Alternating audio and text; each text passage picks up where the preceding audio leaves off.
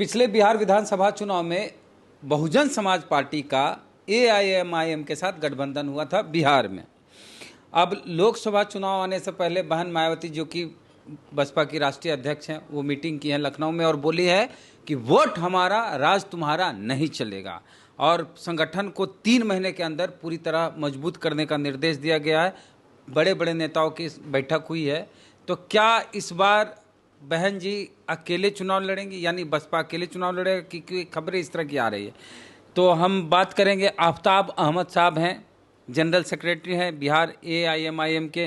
पिछली बार आप लोग का अलायंस हुआ था बीएसपी के साथ, क्या फिर से अलायंस होगा लोकसभा चुनाव में?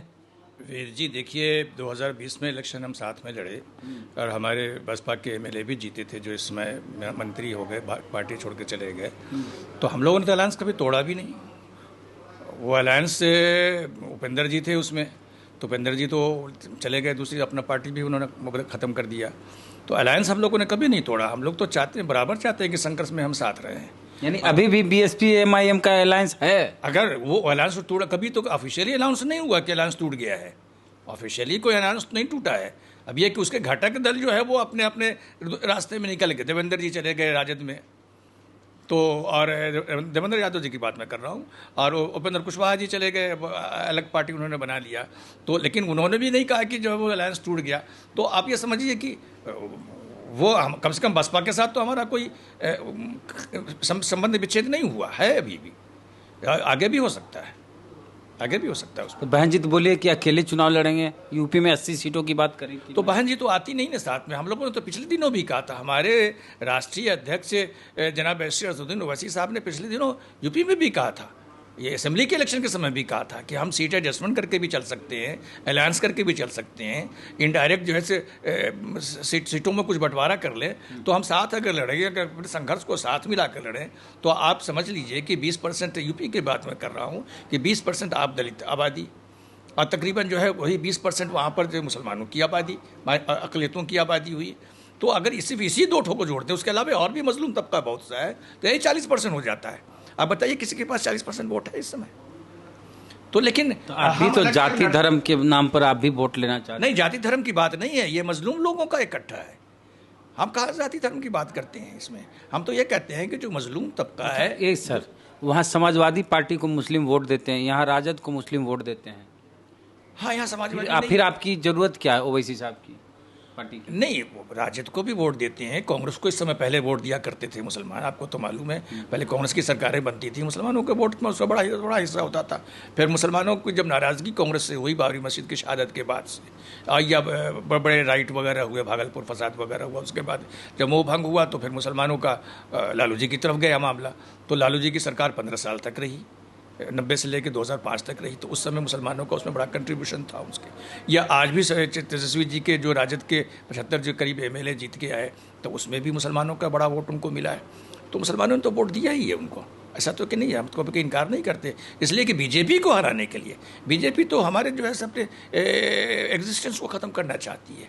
तो अगर हमारे एग्जिस्टेंस की जब लड़ाई जब जहाँ पर हो जाए, तो हम तो उनको साथ देंगे कि जो हमारे साथ कम से कम हमें आंसू पोंछने कम से कम आते हैं। मुस्लिम उसी को वोट देते हैं जो बीजेपी को हराने की स्थिति में रहता है। तो आप हैं ये आईएमआईएम बीजेपी को हराने की स्थिति में? हम तो हर जगह लड़ते हैं बीजेपी के खिलाफ। हमारा संघर्ष तो ही आपको तो अभी आपको हैदराबाद के अंदर जो इलेक्शन हुआ, पिछले दिनों कॉर्पोरेशन का इलेक्शन हुआ, और आपको मालूम है कि कॉर्पोरेशन के इलेक्शन को इस तरह से अमित शाह जी ने जाके लड़ा जैसे कोई पार्लियामेंट का इलेक्शन हो रहा हो। उन्होंने सारे से हैदराबाद शहर के अंदर रोड शो किया, हर जगह जो है बड़े बड़े जलसे किए, ये किया। तो क्यों? तो उनको मालूम था कि हैदराबाद जो है ओल्ड हैदराबाद में हमको एमआईएम को हराना है। उन्होंने कहा था कि जैसे उसको एमआईएम हरा। तो हमारा डायरेक्ट लड़ाई था, वहाँ तो कांग्रेस भी नहीं थी और टीआरएस भी बल्कि नहीं थी। टीआरएस बल्कि वहाँ की रूलिंग पार्टी है, उसके बावजूद हैदराबाद शहर के अंदर जो हमारा लड़ाई हुआ कॉर्पोरेशन के इलेक्शन में, वो तो बीजेपी के साथ हुआ। तो बीजेपी के साथ हमारे साथ तो लड़ाई बराबर है। यूपी के अंदर अभी आपको देखिए सर, लोग क्या मीडिया में भी और बहुत सारे जो विपक्षी दल है, महागठबंधन, उसके नेता खुल के कहते हैं कि आप लोग बीजेपी की बी टीम हैं, ओवैसी साहब एंड कंपनी। वेद जी देखिए, इस समय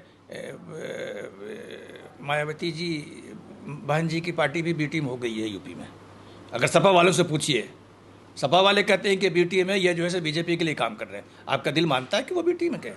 वो 3 बार की या 4 बार की चीफ मिनिस्टर रही हैं यूपी की, और इतने संघर्ष से आई हैं, हर कोई अपनी लड़ाई लड़ता है, हर कोई अपने सिद्धांतों की लड़ाई लड़ रहा है।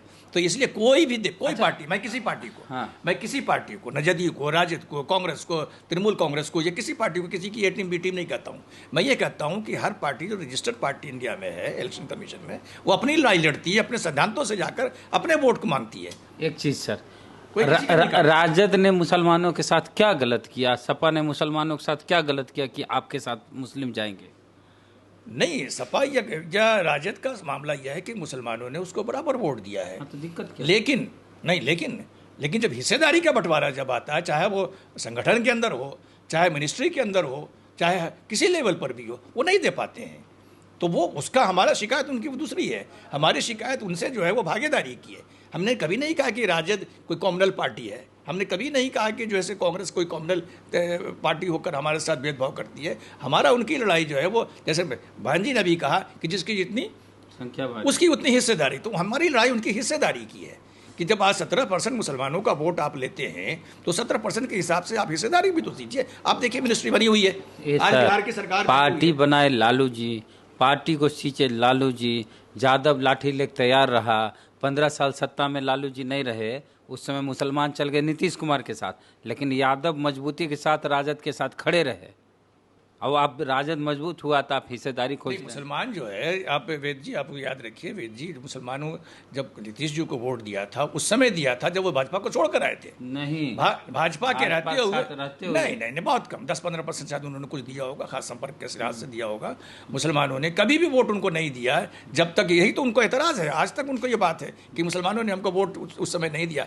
तो मुसलमानों ने बिल्कुल साफ साफ कहा भाजपा के साथ रहिएगा तो हम नहीं आपको वोट देंगे। लालू जी के साथ यह था कि वो तो भाजपा के साथ नहीं गए थे, तो इसीलिए मुसलमानों ने उनको वोट दिया। अच्छा, आपके वोट विधायक जीत भी जाते हैं, चल जाते हैं दूसरी पार्टी। वो तीसरी बात ऐसी बात है कि मध्य प्रदेश में कांग्रेस के विधायक जब सरकार बन गई या बिक गए तो अब क्या कीजिएगा, हम लोग तो छोटी मोटी पार्टी है। अच्छा, गठबंधन को लेकर कोई बातचीत हुई बीएसपी से? बसपा के साथ हमारी बातचीत हुई है, उनके प्रभारी आए थे पिछले दिनों, हमारे यूथ के प्रेसिडेंट जो है आदिल हसन आज़ाद साहब है, वो जाके उनसे मिले भी हैं। और हम लोग चाहते हैं कि जो पिछला जो संघर्ष हमने साथ मिलकर किया है 2020 में, उस संघर्ष को हम आगे भी बढ़ाएं। कोई बात हुई, सकारात्मक बात हुई? बात लगता है कि कुछ उनके मन में भी है कि बात को आगे बढ़ावे। अब यह है कि चूंकि वो फैसला उनके यहाँ बहन जी करती हैं, तो बहन जी से उन्हें वो मशवरा करेंगे, उसके बाद वो फैसला लेंगे। एक सवाल अभी लेटेस्ट है, 2000 का नोट भी बंद हो रहा है सर। जी।